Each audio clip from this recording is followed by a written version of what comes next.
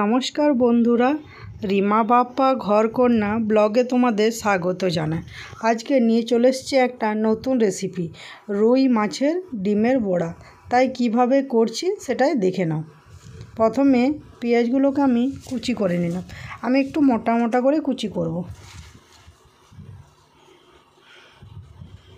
এরপর লঙ্কাগুলোকেও কুচি করে নিলাম।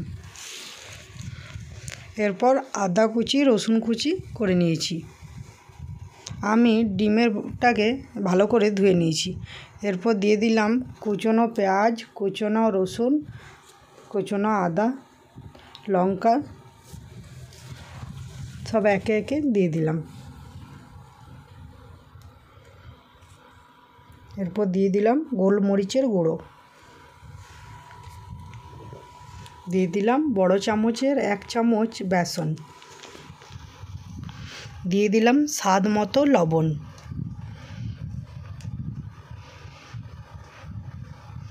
এরপর দিয়ে দেবো একটু লঙ্কা গুঁড়ো। এটা একটু ঝাল ঝাল হলে খেতে বেশ মজাদার লাগে।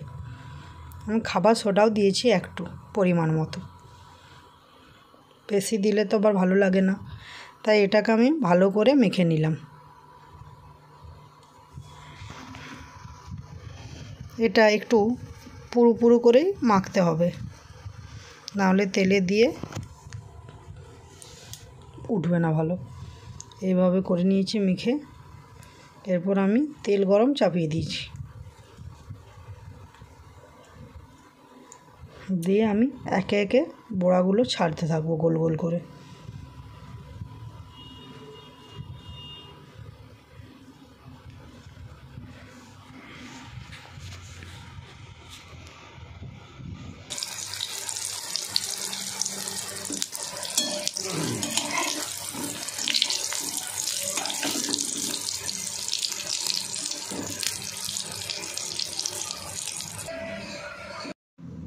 এইভাবে আমি সবগুলো একে একে ভেজে নেব।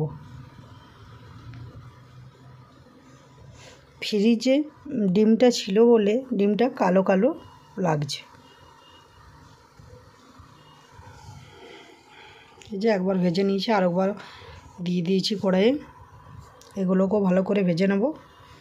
একটু কম আঁচে আস্তে আস্তে ভাজতে হবে, না হলে উপরটা খড়ে যাবে আর ভিতরটা কাঁচা থেকে যাবে। এই যে আমার বড়াগুলো ভাজা সব কমপ্লিট হয়ে গেছে।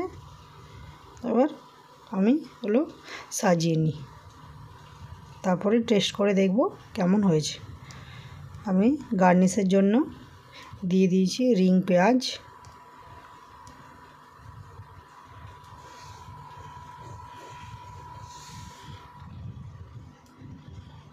আর ওপর থেকে দিয়ে দেবো চাট মশলা।